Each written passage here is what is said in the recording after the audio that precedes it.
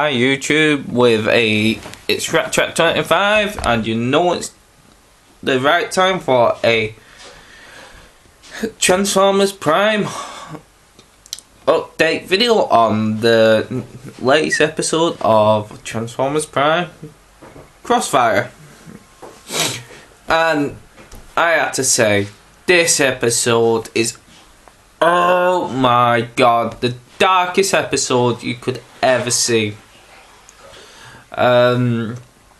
First,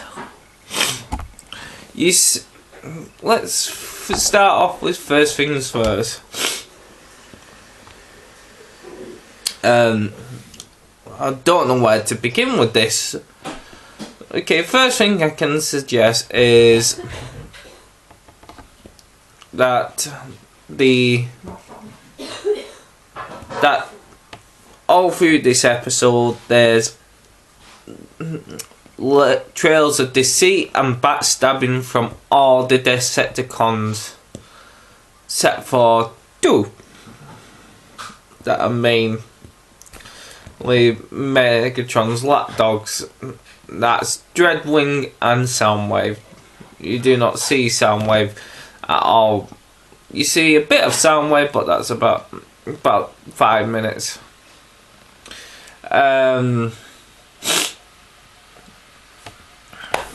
Dreadwing is in this most of the day, and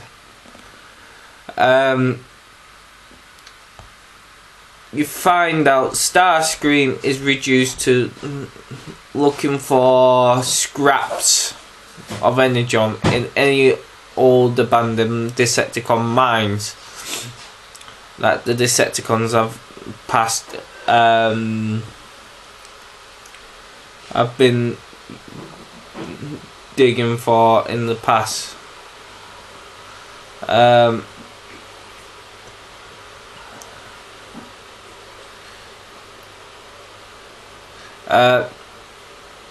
Arachnid has her own plans to rise up through the Decepticon ranks and dethrone Megatron as the Decepticon king.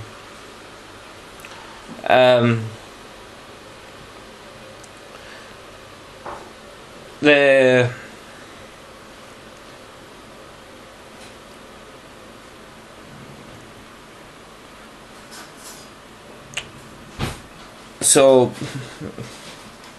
Megatron plans a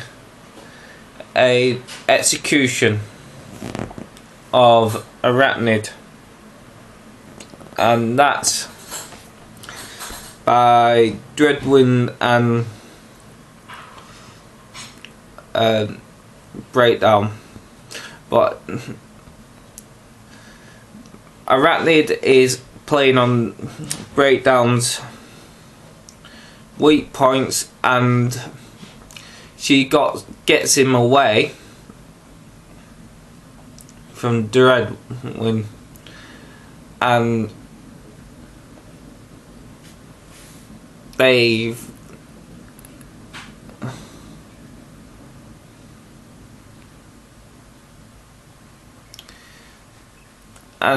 she ends up coming across an Insecticon. I don't know if the Insecticon was actually planted by her there, or I don't know. It might have been just a scout that had been scavenged out through the galaxy.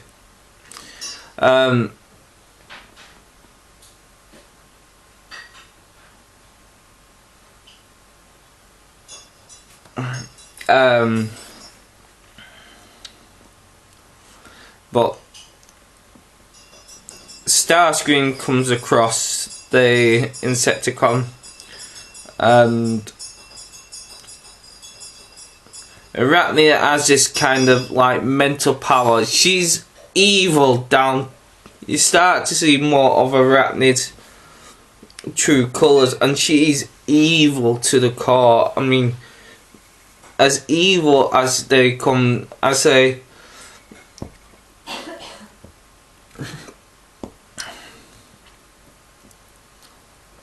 like it's as evil as, say, tarantulas kind of evil.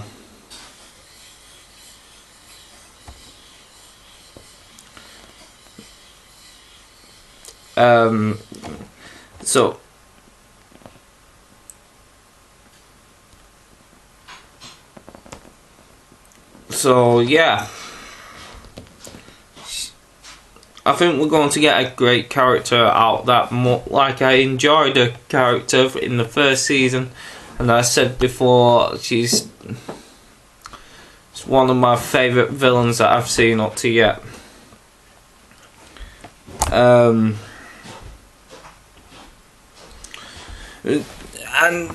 at the end of the episode, and through this episode,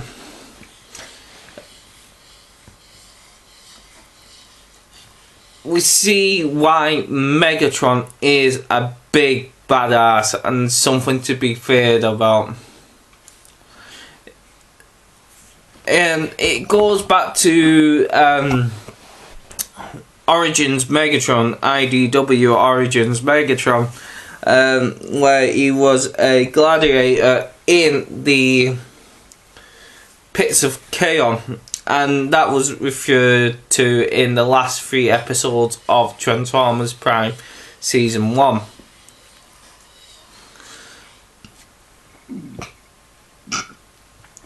So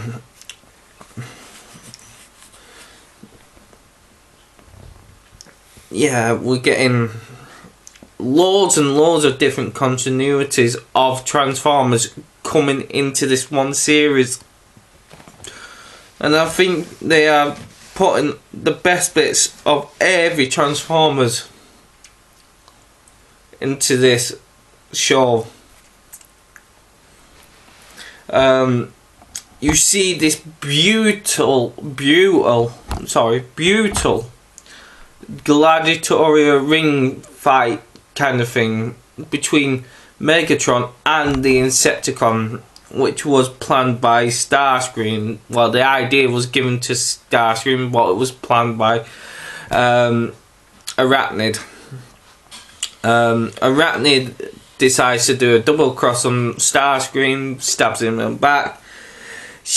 He goes and cries to the Autobots and for information to repair himself, tells him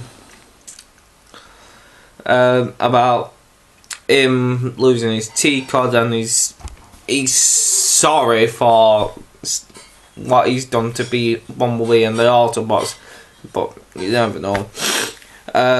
Breakdown has been killed off, so I'm definitely going to get the Voyager, and it looks beautiful from the pictures. And same with the pitch. Oh, I've seen pictures of Knockout, and I've seen pictures of Hotshot. They are going on eBay. I'm not going to buy them because auto assembly is in 4 months, and I've got 5 paychecks to come. And after this it's 4 paychecks because I get paid on Friday. And on Friday I'm going to put my £1,200 that I've saved up in these 3 months, chuck it into my bank and not touch that, and I've nothing in my bank except for the rest of my wage. My wife is excited for the holiday. We're just hoping that we get some good news. She's looking high and low for a job, and she might be in a good chance at a place where I've helped her. I'll give you more news on that.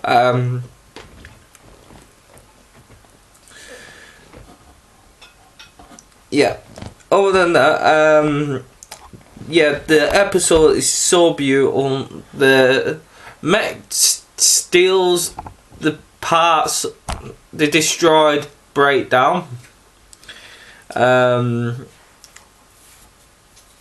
By the looks of things, and I think I'm not going to put my money on it, but next episode's called Nemesis Prime, so I'm thinking they're going to use Breakdown's body down and make it the rest of Nemesis Prime.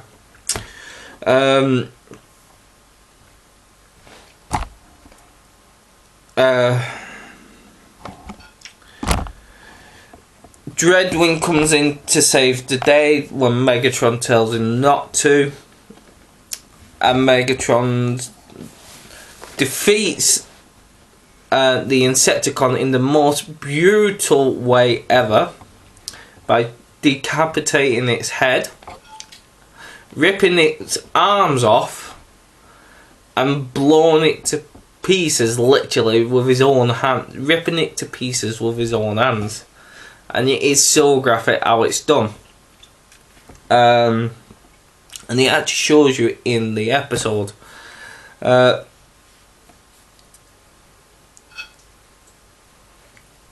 This, I do not, and I cannot recommend this episode higher. I will give it 5 stars for everything. Good story, everything. This is one of the best episodes I've seen throughout this cartoon series, and I will say it's one of the best fight scenes I have seen with Megatron in. I'll say it be in my top 5 fight scenes from Transformers for Megatron's battles. I'll probably do another review on that later.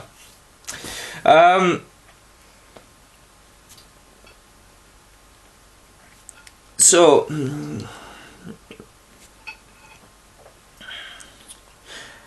yeah, other than that, the last thing is on this episode, Starscream repays a favour to RC and saves her life because she spares his life in Double Team or the Immobilizer. I'm not too sure which one it is.